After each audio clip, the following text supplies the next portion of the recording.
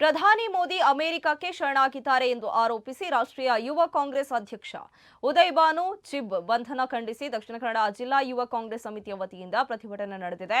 ಇನ್ನು ಮಂಗಳೂರು ನಗರದ ಲಾಲ್ಬಾಗ್ನಲ್ಲಿರುವ ಮಹಾತ್ಮ ಗಾಂಧಿ ಪ್ರತಿಮೆಯ ಬಳಿ ನಡೆದ ಪ್ರತಿಭಟನೆಯ ನೇತೃತ್ವವನ್ನು ಜಿಲ್ಲಾ ಯುವ ಕಾಂಗ್ರೆಸ್ ಅಧ್ಯಕ್ಷ ಇಬ್ರಾಹಿಂ ನವಾಜ್ ವಹಿಸಿದ್ರು.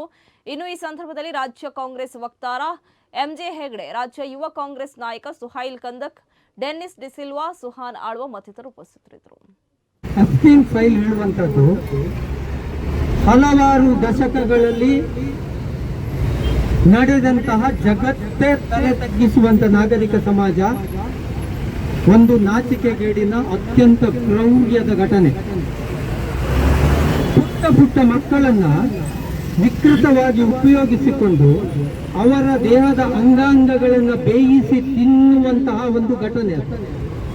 ಅದು ಜಗತ್ತಿನ ಅನೇಕ ಶ್ರೀಮಂತರು, ಆಗರ್ಭ ಶ್ರೀಮಂತರು ಚಿಕ್ಕ ಮಕ್ಕಳನ್ನ ತುಂಡು ಮಾಡಿ ತಿನ್ನುವ ವಿಡಿಯೋ.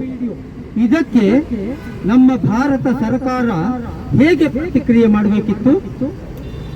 ಸಂಸ್ಕೃತಿ, ಸಭ್ಯತೆ, ಸದಾಚಾರ, ವ್ಯಕ್ತಿ ಸಂಸ್ಕಾರ ಅಂತ RSS ಮೋಹನ್ ಭಾಗವತರವರು ಇವತ್ತಿನವರೆಗೆ ಯಾಕೆ ತುಟಿ ಬಿಚ್ಚುವುದಿಲ್ಲ? ಎಫ್ಸಿನ್ ಫೈಲ್ ನಲ್ಲಿ ಈ ದೇಶದ ಅಧಿಕಾರದ ಚುಕ್ಕಾಣಿಯನ್ನು ಹಿಡಿದಿರುವಂತಹ ಕೇಂದ್ರದ ನರೇಂದ್ರ ಮೋದಿ ಸರ್ಕಾರದ ಆಪ್ತರಾಗಿರ್ತಕ್ಕಂತಹ, ಮಾತ್ರ ಅಲ್ಲ ಕೇಂದ್ರ ಸರ್ಕಾರದ ಪೆಟ್ರೋಲಿಯಂ ಮಿನಿಸ್ಟರ್ ಆಗಿರ್ತಕ್ಕಂತಹ ಹರ್ದೀಪ್ ಸಿಂಗ್ ಪುರಿ ಅವರ ಹೆಸರು ಉಲ್ಲೇಖವಾಗಿರುವುದರ ಬಗ್ಗೆ ಮಾತ್ರ ಅಲ್ಲ, ಈ ದೇಶದ ಪ್ರಧಾನಿಗಳ ಆಪ್ತರಾಗಿರ್ತಕ್ಕಂತಹ ಅದಾನಿ ಅಂಬಾನಿಗಳ ಹೆಸರಿಗೂ ಕೂಡ ಆ ಒಂದು ಎಫ್ಸಿನ್ ಫೈಲ್ ಅಲ್ಲಿ ಉಲ್ಲೇಖ ಆಗಿದ್ದರ ಬಗ್ಗೆ ಇವತ್ತು ದಕ್ಷಿಣ ಕನ್ನಡ ಜಿಲ್ಲಾ ಯುವ ಕಾಂಗ್ರೆಸ್ ವತಿಯಿಂದ ಈ ಒಂದು ಬೃಹತ್ತಾದಂತಹ ಪ್ರತಿಭಟನೆಯನ್ನು ನಾವು ಹಮ್ಮಿಕೊಳ್ತಾ